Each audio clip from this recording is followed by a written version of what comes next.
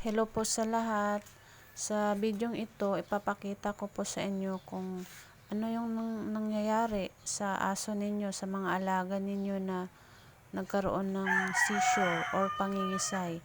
Yung pangingisay kasi, bigla-bigla lang yan nilang maramdaman kahit pasabihin na wala naman silang dating sakit ng mga virus. Kasi nakukuha din kasi yan na sa mga sakit dati, nagkaroon sila ng distemper virus.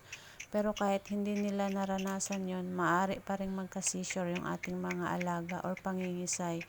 Dala ng init at yung meron silang uh, head trauma, mga ganun, low blood,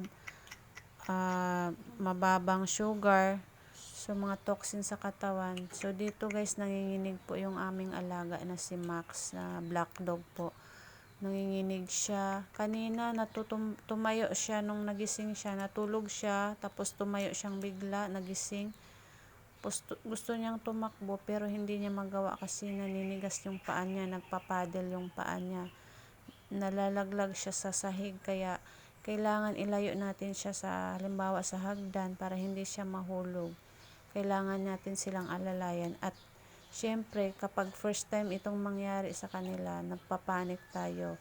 So dapat hindi pala tayo dapat magpanik, dahil magpapanik din yan sila.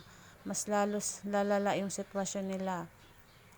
Ang seizure guys, itatagal lang yan ng 1 hanggang 2 minuto. At kapag lumagpas pa doon, delikado na ang kalagayan ng inyong mga alaga. So dyan guys, naninigas yung buo nilang katawan, pati mukha, ulo. Kaya minamassage ko yung mukha niya para bumalik sa yung dugo niya sa normal.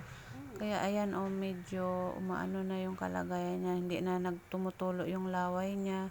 Medyo okay na siya. Ganito kasi yung nangyayari sa kanila. Bumubula yung bibig, naglalaway, nawawala ng conscious. Pag tumagal yung seizure na yan, maaring magka-brain damage sila. Dapat maging kalmado tayo, kasi pag nakita nilang nagpapanik tayo, mas lalong lalala yung nangyayari sa kanila. So, hindi sila nakakaramdam ng sakit during seizure. Parang walang pakiramdam. Semi-conscious po sila sa ganong sitwasyon nila. Disoriented po sila. So, pag ganon, wag natin silang bigyan ng kung ano-ano, subuan ng mga pagkain, bigyan ng tubig. Hayaan mo munang matapos ang seizure niya. After seizure, pwede ka nang magbigay ng tubig na may dextrose powder or lagyan lang ng brown sugar para bumalik yung energy nila. Sana guys, meron kayong matutunan sa videong ito para sa inyong mga alaga.